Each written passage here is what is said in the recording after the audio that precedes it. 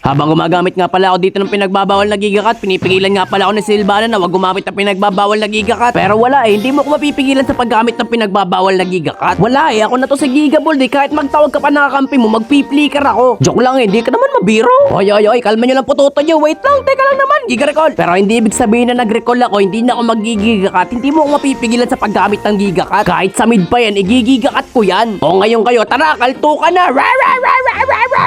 Wapak! But wait, there's more dahil minaamoy ako Calamares banda dito. Wapak! Nagiga-double kill by Gigaball. At sa kasamaan ng mabuting palad niya dito ay na-corner na ako ng mga kalaban. Ngunit subalit hindi porket na-corner nyo na ako, hindi ako papalag. Ano? Wapak! Tamang ngetas nga lang ako dito sa damo tapos bigla na naman tumalon dito yung Silvana. Wapak! Tapos sumunod pa itong Calamares at ano bang ginagawa nyo sa buhay? Wapak! And another wapak! Nagiga-double kill by Gigaball ka dito sa bayunti. Ako dito si Yodora. Wapak!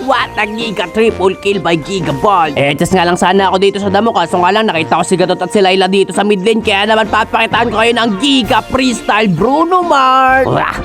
Ay, ano? Papakapain ko nga lang sana dito si Eudora kaso nga lang nagkape ay si Silvana. Anong ginagawa nito? Hindi naman siya inaano. Tapos ayun pa nag-flicker pa. Ano yan? Dalawang kape na tapos bumalik pa. Anong ginagawa mo? Tingnan nyo tong Silvana na to mga par. Kakaiba na to nasobra na yata sa kape. Bigla ba naman nag-flicker? Tapos ayun naaalis siya tapos babalik siya sabay mag-i-skill sa akin. Alam niya na nasa bush ako Kaya naman ayan pagkatapos ng game rekta na agad ako sa bagong new event ni Monton. Mag-daily task lang kayo dito para makakuha kayo ng pandro at makakuha kayo ng bagong new skin ni Ruby. Ayan mamimili kayo dyan sa dalawang yan. Tapos hindi lang yun dahil may chance ka pa makakuha sa dalawang cellphone na ito. At hindi lang cellphone dahil maaari ka rin makakuha ng maraming diamonds. Kaya naman ano pang iniintay mo mag-pre-register ka na tapos mag-daily task ka para makakuha ka na ng pandro.